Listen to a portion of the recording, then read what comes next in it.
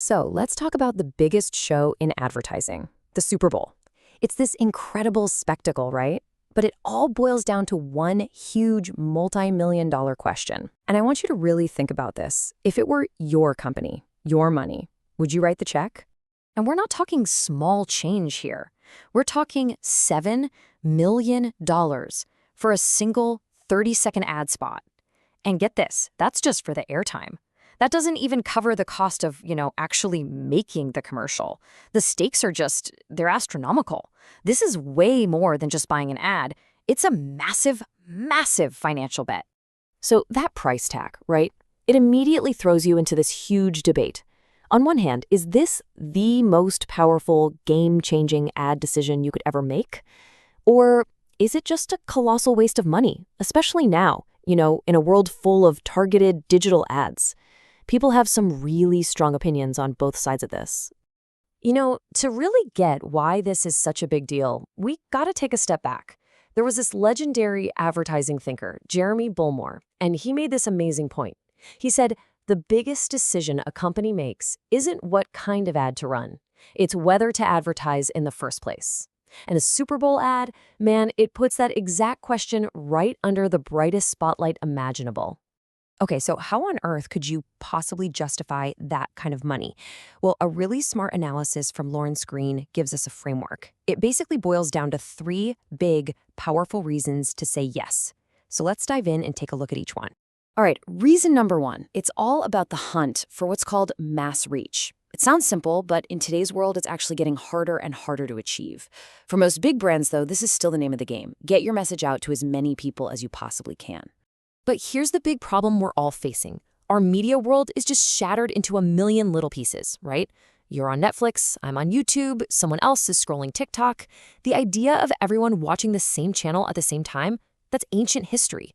And that makes getting a huge audience together at once, well, it's next to impossible. So you might be asking, why is reaching everyone so important anyway? Well, this is why. Marketing science shows us that real brand growth comes from reaching light buyers, people who don't buy from you often, or maybe not at all yet. When you reach them, you build what's called future demand. You're planting a seed for later. This is what really fuels sustainable growth for a brand. And of course, if you've got amazing creative work, you need the widest possible audience to see it. It's this beautiful cycle. But the key ingredient, the thing that makes it all work, is that wide distribution.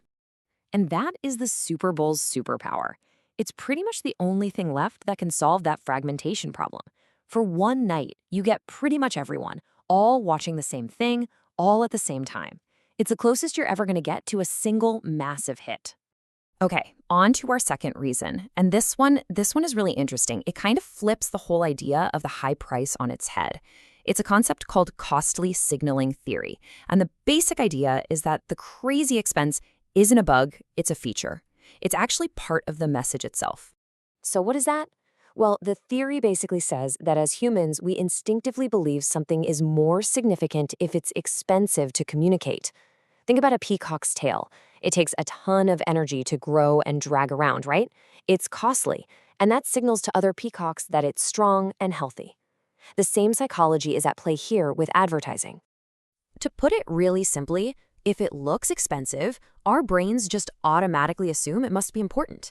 So when you see a brand with a Super Bowl ad, you're not just seeing a commercial. You're getting a subconscious message that this company is confident, it's successful, and it's a serious player.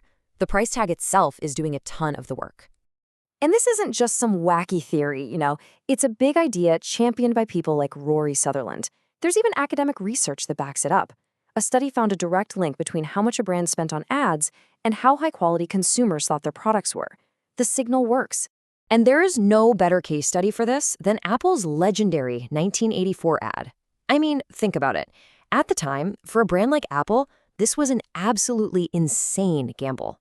Looking back now, it was one of those decisions that made zero sense, until suddenly it made all the sense in the world. With that one ad, they basically established the entire personality or body language of the Apple brand. Bold, different, a little rebellious.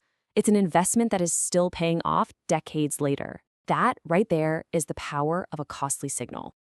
Okay, so our third and final reason. This one's about something that's become really rare in our lives, and maybe something we didn't even realize we were missing. It's the magic of a shared moment.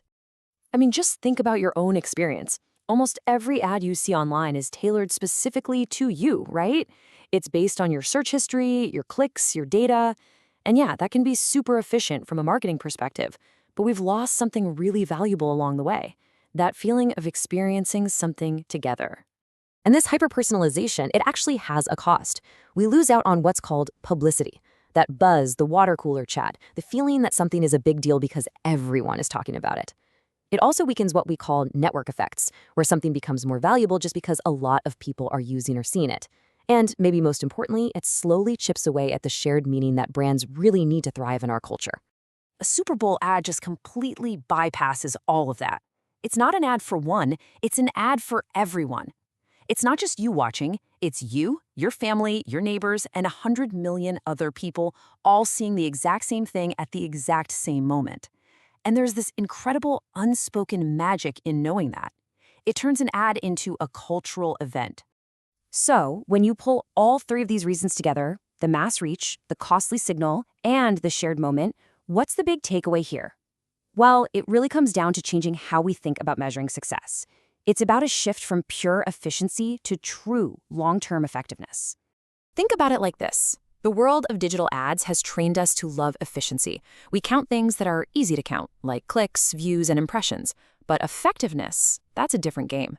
That's about measuring the real impact you have on the world. Did you build a lasting memory? Did you become part of the culture? Did you make people feel like your brand is high quality? You can't always stick those things in a spreadsheet, but they are what create real, lasting value. And that really brings us to this fantastic closing thought from Lawrence Green. He says we need to measure what we make, and not just to make what we measure. So the question is, are we just chasing the easy-to-measure metrics, or are we brave enough to try and make something truly impactful, something that builds a brand for decades, even if it's hard to quantify? The decision to buy that Super Bowl ad, it might be the ultimate test of that very question. So let's go back to where we started. Now that you've heard the arguments, would you write the check?